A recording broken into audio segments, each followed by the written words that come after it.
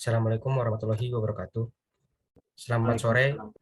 dan terima kasih kepada Ibu Niluh Bella Windu Febrianti Dwi Jaksara, STP MSc MT atas kesempatan yang diberikan. Terima kasih juga kepada rekan-rekan dari kelompok 4 sebagai preview yang telah hadir di room Zoom meeting kali ini. Saya Doni Hidayatullah, Diva Desta Putra Afrizen, dan Bahrul Urum Januar pada kesempatan kali ini akan mempresentasikan materi mengenai pengenalan cloud computing. Lanjut.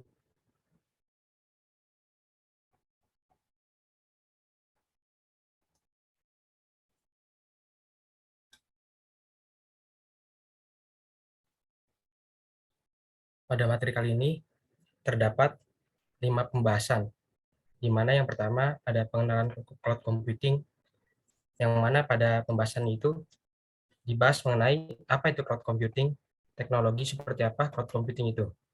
Lalu yang kedua, terdapat cara kerja cloud computing, di mana akan dibahas mengenai bagaimana cara mengakses, menggunakan layanan, hingga contoh penggunaan.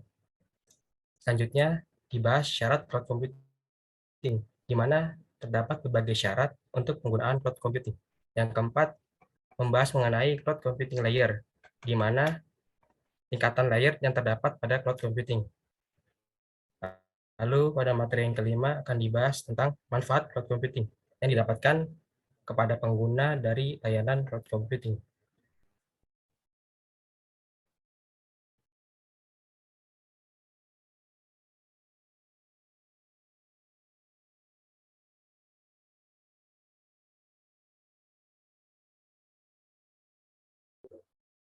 Oke, untuk sebuah pertama yaitu pengenalan cloud computing.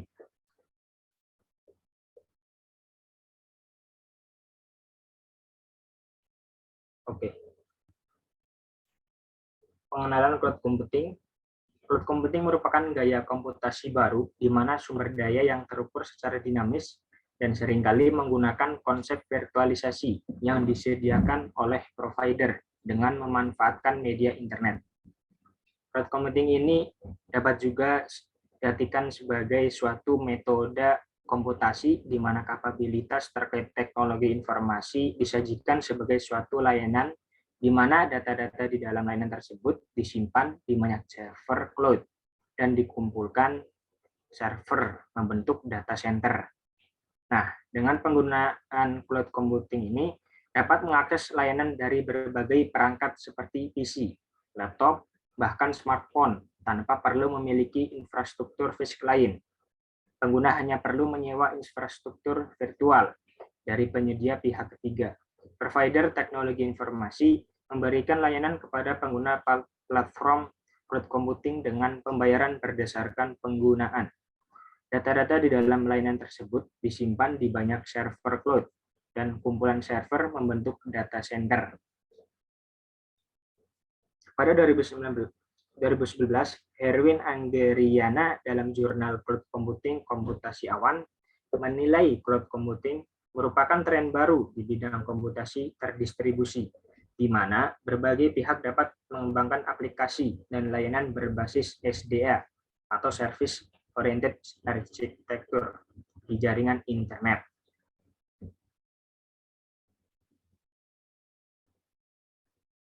Lalu subbab yang kedua itu cara kerja cloud computing.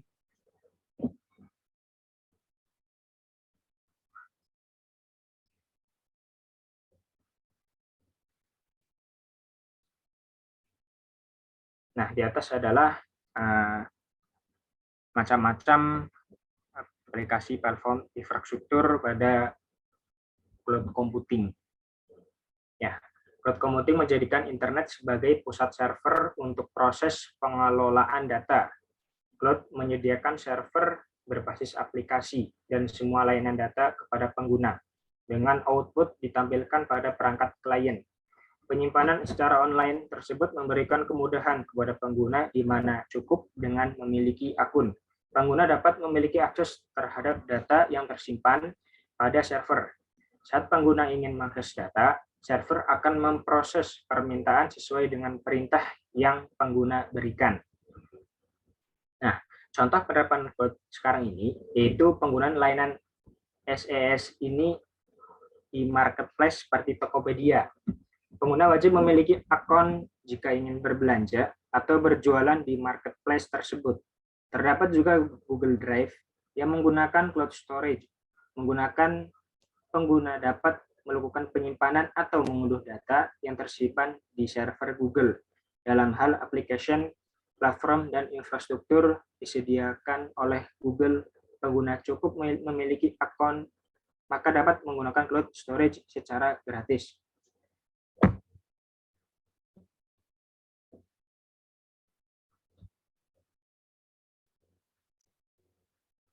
Yang ketiga, ada syarat cloud computing.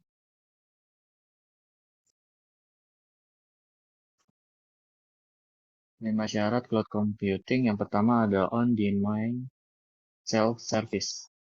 Sebuah layanan cloud computing harus bisa dimanfaatkan oleh pengguna, dan pengguna dapat berlangganan hanya yang dia butuhkan saja, serta membayar hanya untuk yang mereka gunakan saja.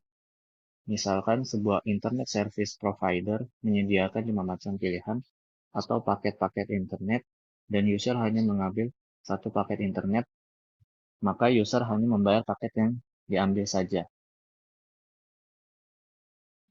Yang kedua, ada broad network access.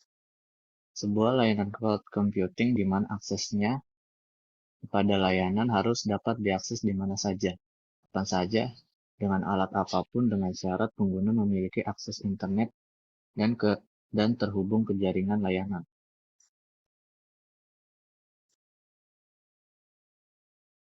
Syarat yang ketiga ada resource pooling. Pengguna bisa menambah dan mengurangi jenis kapasitas layanan yang dia inginkan kapan saja, dan sistem selalu bisa mengakomodasi perubahan itu. Yang keempat ada measured service. Sebuah layanan cloud computing harus tersedia secara terpusat dan dapat membagi sumber dayanya secara efisien. Karena cloud computing digunakan bersama-sama oleh berbagai pelanggan, penyedia layanan harus membagi secara efisien sehingga sistem dapat dimanfaatkan secara maksimal.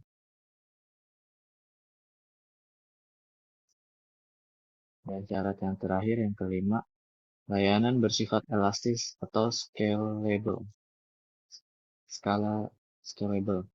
Pengguna bisa menambah dan mengurangi jenis kapasitas layanan yang dia inginkan kapan saja, dan sistem selalu bisa mengakomodasi perubahan itu.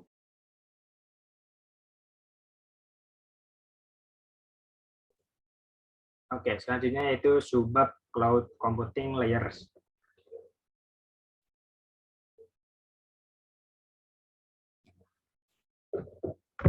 Nah, cloud computing layers ini memiliki tingkatan layer, itu ada 5. Terdapat beberapa tingkat layer dalam teknik computing. Di antaranya yaitu yang pertama adalah client cloud. Next.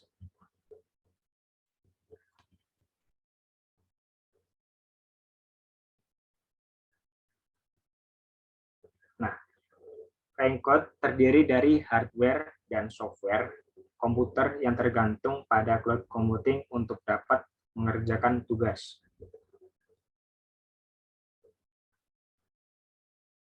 Nah, yang kedua yaitu SaaS atau application atau software as a service.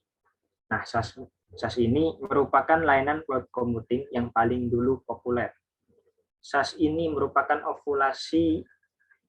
evolusi lebih lanjut dari konsep ASP atau Application Service Provider.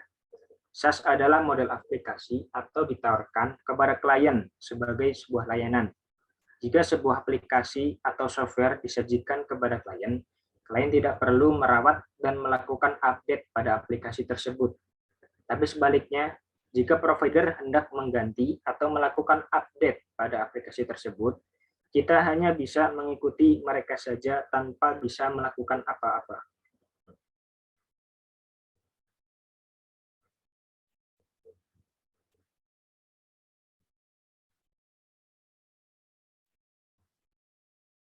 Yang ketiga, itu platform as a Service. Mirip dengan SaaS, PaaS ini menawarkan layanan aplikasi. PaaS juga menawarkan platform yang kita butuhkan untuk membuat aplikasi-aplikasi. Nah, platform as a service juga sering disebut cloudware, dikarenakan kita mengakses platform tersebut via cloud computing. Layanan utama platform as a service ini biasanya berupa desain aplikasi, development, proses testing, dan development, serta hosting. Layanan tambahan bisa berupa kolaborasi tim atau mengizinkan kita untuk membentuk tim pengembang aplikasi dengan orang-orang yang berada jauh dari kita. Integrasi layanan web, integrasi database, storage, dan pemberian versi aplikasi.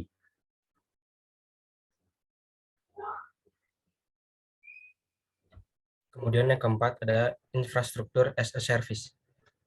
Layanan ini menawarkan infrastruktur dan hardware pada pengguna, di mana pada layanan ini, pengguna sewaktu-waktu bisa menyewa infrastruktur IT, yakni unit komputasi, storage, memori, network, dan sebagainya. Untuk lebih mudahnya, layanan IaaS ini adalah seperti menyewa komputer yang masih kosong.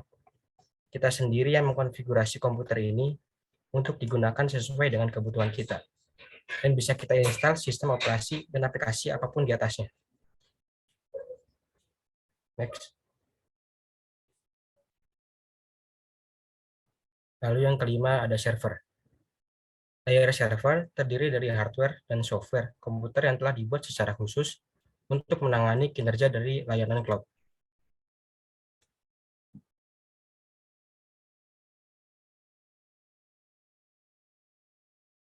Bagian kelima yaitu manfaat cloud computing.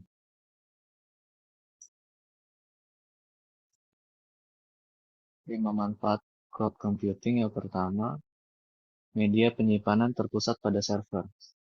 Hal ini memudahkan pengguna untuk menyimpan data di satu server sesuai layanan yang telah disediakan, sehingga pengguna tidak perlu menyiapkan pusat data sendiri.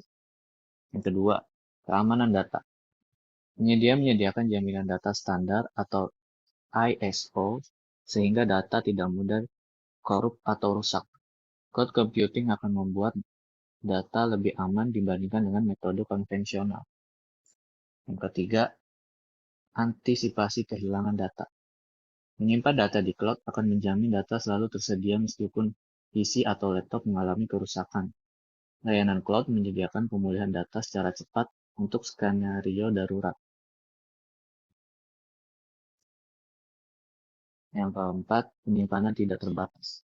Cloud pada dasarnya memiliki kapasitas yang tidak terbatas untuk menyimpan semua jenis data di berbagai jenis penyimpanan data cloud.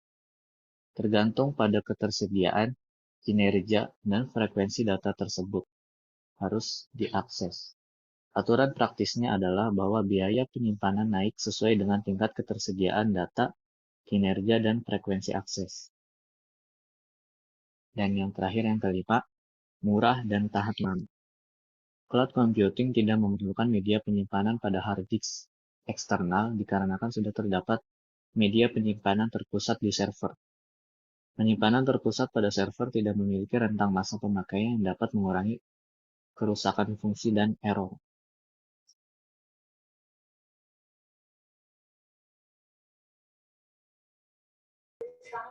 Dari materi yang telah dipaparkan, didapatkan bahwa cloud computing merupakan metode komputasi, di mana kapabilitas teknologi yang disajikan sebagai suatu layanan. Untuk dapat menjalankan cloud computing, dibutuhkan beberapa syarat yang harus dipenuhi baik dari provider sendiri maupun dari penggunanya. Dengan menggunakan cloud computing, dapat memberikan manfaat yang besar kepada penggunanya untuk mengembangkan aplikasi dan layanan berbasis service-oriented arsitektur. Sebelum kita mengakhiri Zoom meeting kali ini, terdapat salah satu quotes yang menarik, yakni teknologi membuat apa yang mustahil menjadi mungkin, dan desainnya membuat nyata, dari Michael Gagliano. Sekian presentasi dari kelompok kami. Atas kekurangan dan kesalahan kata, mohon dimaafkan. Terima kasih. Wassalamualaikum warahmatullahi wabarakatuh. Waalaikumsalam Waalaikumsalam warahmatullahi warahmatullahi wabarakatuh. wabarakatuh.